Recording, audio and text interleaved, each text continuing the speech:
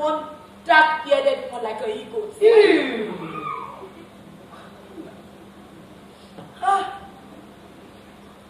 They all came for me. Women all over the world go through many struggles. Yet, their strengths and resilience often go unnoticed. Many of them face challenges like unplanned pregnancies, domestic violence, postpartum depression, and societal judgment. Yet, in spite of these difficulties, they continue to stand strong, taking care of themselves and their families. Blood and the Smile was created to honor women, tell their stories, and make society understand their struggles better.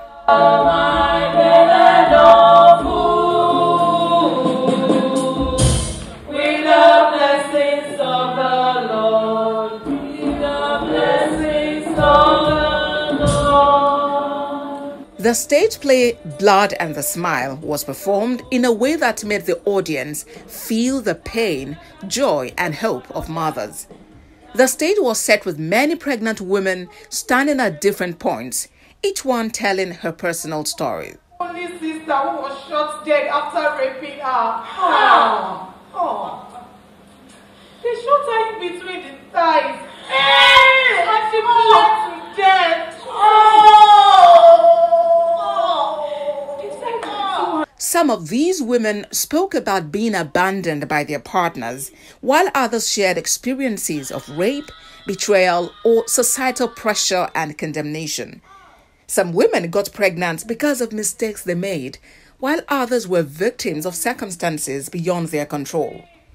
Their powerful storytelling made the audience think deeply about how society treats women, especially those who find themselves in unfortunate situations. Motherhood has called through the pleasurable jerking received from fatherhood.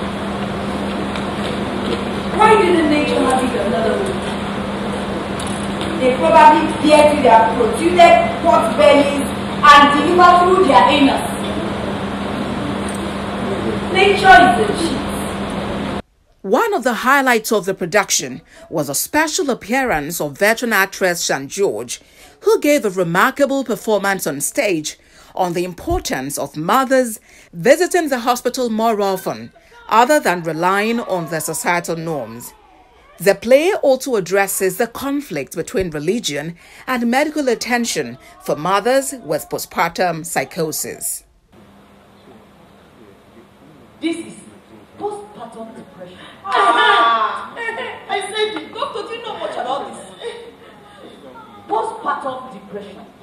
It arises from a combination of hormonal changes and psychological adjustment to motherhood. It is also known as postpartum baby blues. Postpartum baby blues includes sleepless nights, anxiety, anxious, not being able to sleep. It actually begins from the first 2 to 3 days after delivery and can last for up to 2 weeks.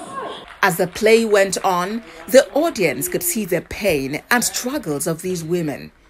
But just when it seemed like the entire story was about sadness and suffering, a man stepped forward with simple words but powerful to reduce the tension. He admitted that many men do not fully understand what women go through, while assuring women that men do care regardless. He spoke about the need for men to listen, support, and stand by women in their struggles. You see, they blame me for things that I don't even understand. And I am a man created by God. And you, women, you are also created by the same God. We're supposed to live together as one. But I am still in the dark on some things that concerns you. I mean, how do you expect me to understand what you go through during pregnancy? I've never been pregnant. Even if I try to take the pain for you and bear the load, I just can't. It's not possible because nature has made it so. Speaking with TVC News, some members of the audience expressed their appreciation for the production. They commended the creative team, saying the play was well executed and powerfully delivered, as it truly captured the essence of the International Women's Month, shedding light on the challenges women face while celebrating their strength and resilience. He highlighted so much about the struggle of the women, what they go through during pregnancy, while having their babies, after the pregnancy, etc., the challenges they face in the society, the place of work, just generally, just to highlight that women are giving so much. So we need to encourage them, we need to support them, and of course, we need to give them platform for them to thrive. Women, they are incubator, they are manager, they can incubate, they can manage. Whatever you give to them, they can multiply. But if you give them trouble, you see shege. They did an amazing job for the fact that the last part, or the last scene, so to say, where a man came up that are being accused of so many things, please, let them just spare us. Men too, they try. So they did a fantastic job. It's talking about postpartum depression, a form of illness that mothers go through right after delivery, and it's something that a lot of people think it's a spiritual attack, and they always seek this solution. Normally they want to go to a church or a pastor, and I don't think that's wrong, going to a pastor or a church, but you can go to your pastor and your church. It doesn't stop you from going for the right medical attention, so that you can combine all. At least if you are doing your medications, the Spirit of God can help to make it work so that you get well quicker. So I think people should not just see everything that goes wrong with their health as a spiritual attack. The producers, I want to commend them for doing this.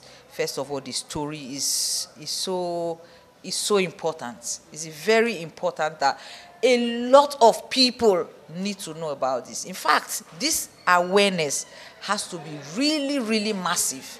It's like after you talk about female mutilation, this is about the second very, very bad thing that happens to women, mostly during and after childbirth, which, has to do with a lot of depression, crying, feeling inferior, not loving yourself anymore, thinking you now look ugly because you have now put to bed, feeling your husband won't love you again, he's going to go follow all those fine young girls out there, all your stretch mark and everything that pregnancy brought.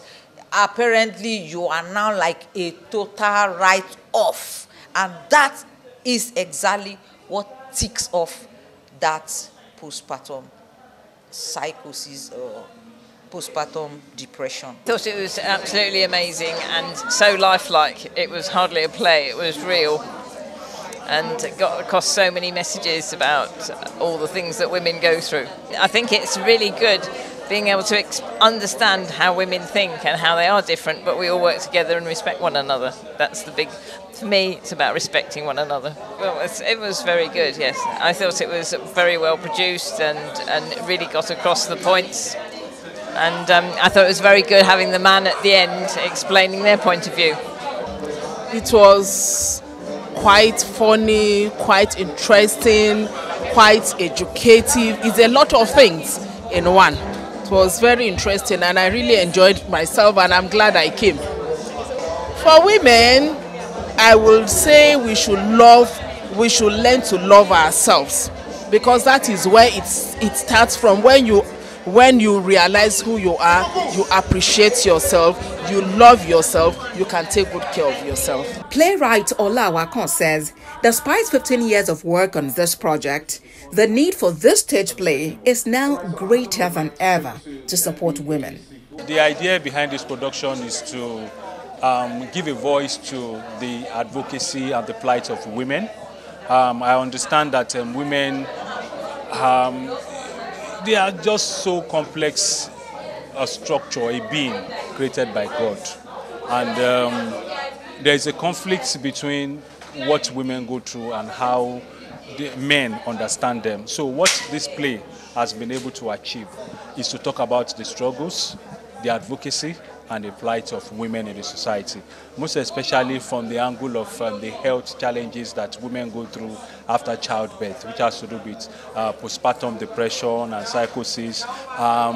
Most men or husbands don't know about this. As to celebrate International Women's Month or Mother's Day, women should be themselves. Women should try as much as possible to love themselves first, because that's the first thing. Love yourself, appreciate yourself, and be the best of yourself. Blood and the Smile was not just a performance. It was a reminder of the everyday battles women fight and the importance of empathy, support, and change.